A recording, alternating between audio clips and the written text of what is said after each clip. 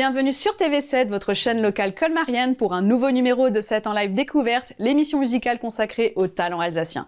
Cette semaine, nous accueillons le groupe Monoski qui nous vient de Strasbourg et pour une fois, je ne pourrais pas mieux faire que de vous lire mot pour mot la présentation envoyée par le groupe lui-même, la voici.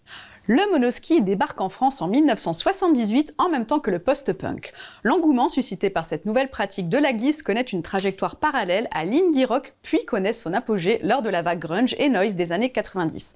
Sa production s'arrête en 1997. À partir de 2022, 3 entrepreneurs relancent la production Monoski.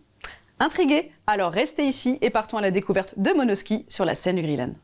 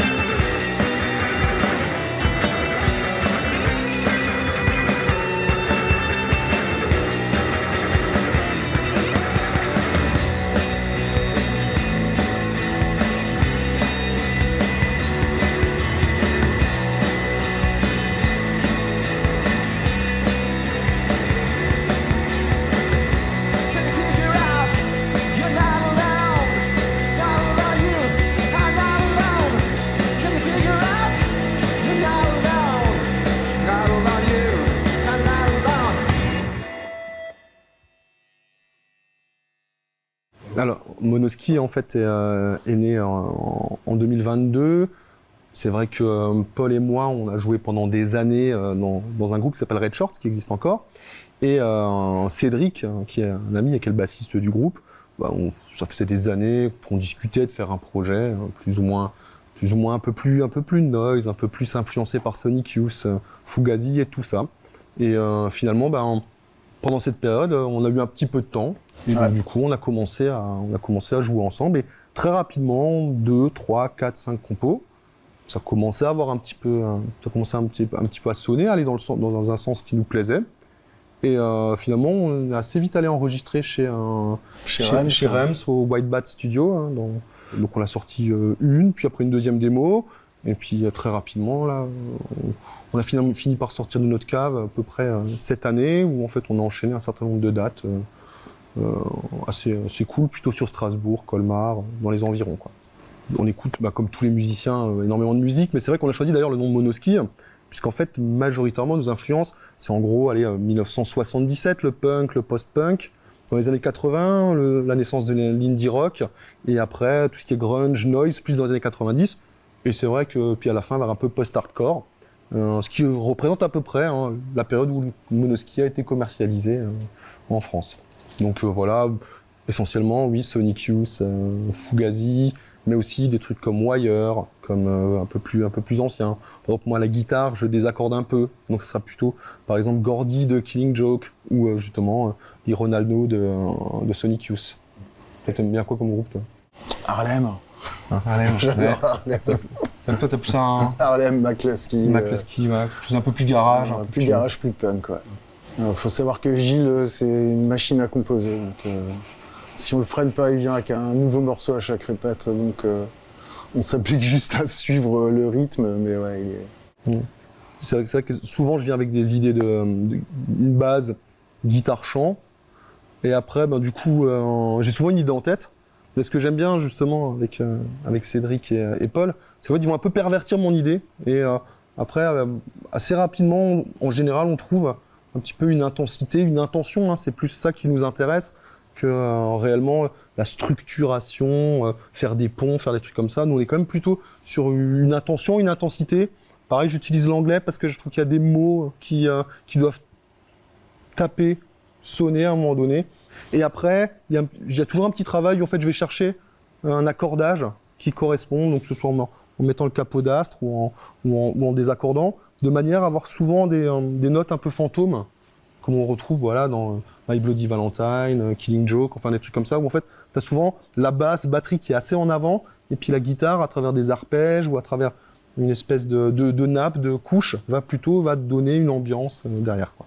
Et puis il y a toujours plein de morceaux qui sont dans les tiroirs qu'on laisse un petit peu mûrir et qui reviennent un peu plus tard, des fois plusieurs mois plus tard, et que là on s'y met, puis on travaille sérieusement et on arrive à sortir un morceau, quoi, même s'il était dans les tiroirs.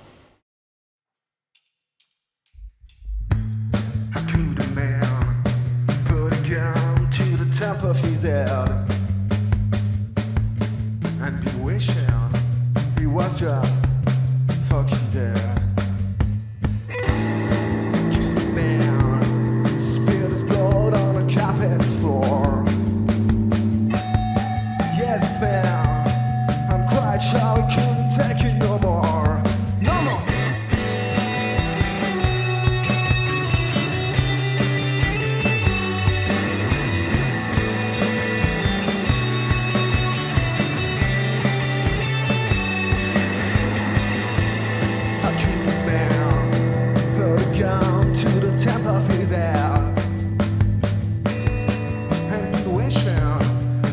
Just fucking dead. I couldn't man spit his blood on the carpet's floor. Yeah, this man, I'm quite sure he couldn't take it no more. No more.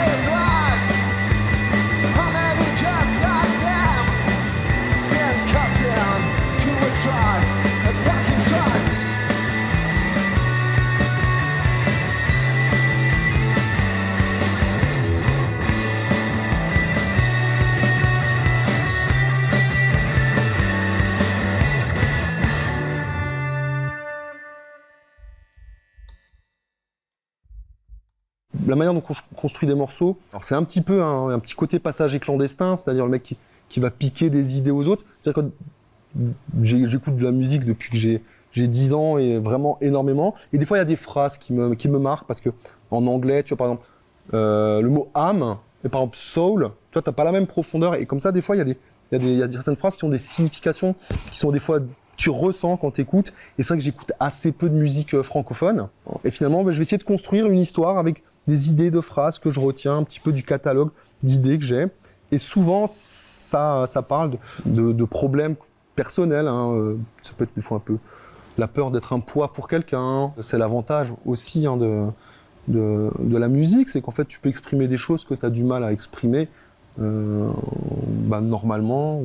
En plus, avec l'anglais, ce qui est l'avantage dans un univers francophone, c'est que tu peux encore un peu plus camoufler. Tu vois. Alors, il faut aller un petit peu creuser pour savoir vraiment ce qu'il y a au fond, quoi. C'est vrai que maintenant, on a une quarantaine d'années, donc c'est un plaisir. En fait, on prend ça avec beaucoup de gratitude, l'idée de pouvoir continuer à faire des concerts. Là, par exemple, La semaine dernière, on a joué à la Graines, on a joué au Phare Citadel. Enfin, on fait pas mal de petits concerts. On a joué au local, à un bar, un café-concert à Strasbourg. On a enchaîné pas mal là sur les 2 derniers mois. Et c'est vrai qu'on aime vraiment bien ça.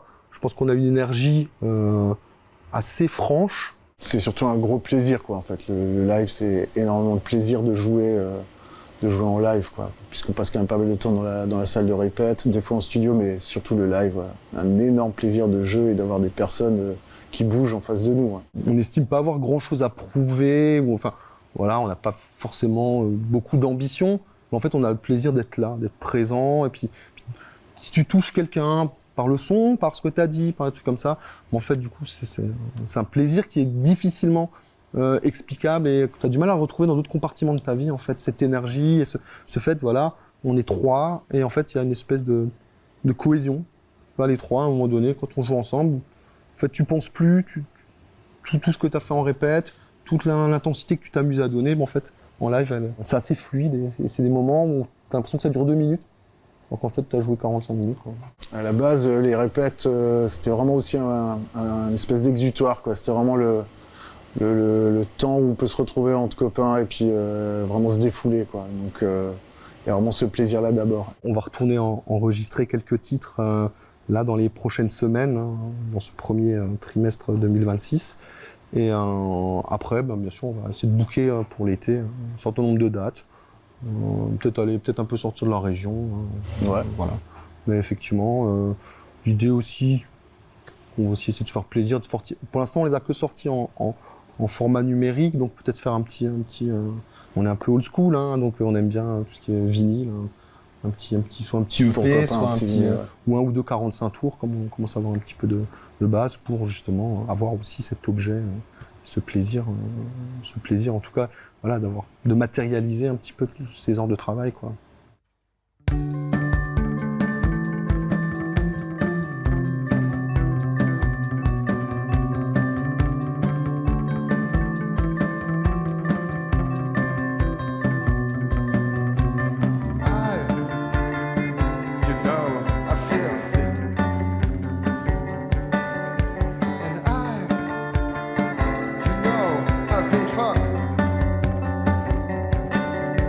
Somewhere